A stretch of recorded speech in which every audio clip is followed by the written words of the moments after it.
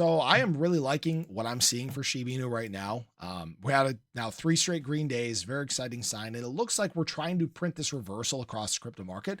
And it's a question of, do these trends continue? Do we see this trend continue in terms of Ethereum, which is a great, great sign, something we've been waiting for. But we need to talk about all this and more in this video. So if you guys are new or haven't already, make sure you hit that subscribe button down below, hit that bell. It's free to do. It'll keep you updated anytime there's new content live here on the channel. Excuse me.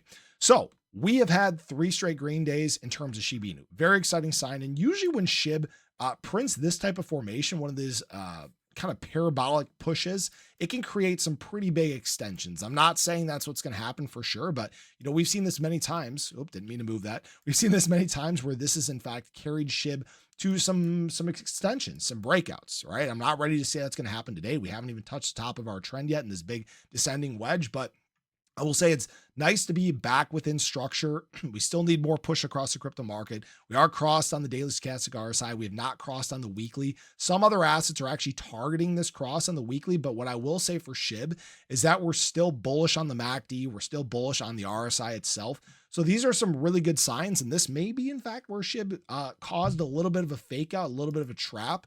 Again, I do just have to highlight, guys, just so everybody's aware, this week and kind of into the weekend is going to be pretty important. We need Shib to get a little momentum and really break above these ranges over here. Otherwise, again, that head and shoulders like we were talking about could play out, but just be aware of that. Have that in the back of your mind. But what I will say is very important and a very good sign for Shiba Inu is actually what's happening in terms of Ethereum. And ETH is showing a lot of strength. It's still just chopping around right in that range like we talked about, kind of sandwiched in between its 200-day SMA and its 200-day EMA. And it's going to make a break at some point, right? Whether that's down, up, we'll just have to wait and see how it plays out. But there are some very good signs happening for Ethereum. In fact, what we have seen now is 11 straight days of institutional accumulation in terms of Ethereum. Another big day yesterday, $78 million. This has not slowed down. In fact, it's accelerating. BlackRock has been just adding left and right. Fidelity adding left and right.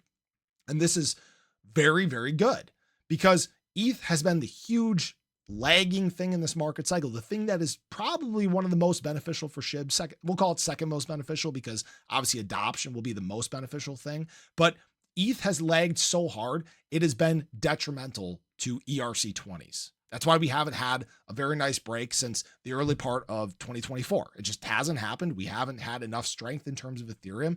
ETH didn't even break. Actually, I can't remember if it broke or just barely broke its highs from early 2024. And we're just not getting enough momentum across the crypto market for us to see that adoption to take place. Now, with these signs, that could be where we, in fact, see these breaks start taking place. In fact, there are some very important things happening within the Ethereum ecosystem in general that I was not aware of, and you guys might not have known here. But what we were actually seeing is ETH on-chain activity absolutely exploding. The number of unique addresses interacting with one or more multiple chains in Ethereum ecosystem in a given week has reached the high of this cycle, the high since even the bear market. This is all the way back in 2022. I wish we could see activity from 2021, but we are seeing things actually accelerate.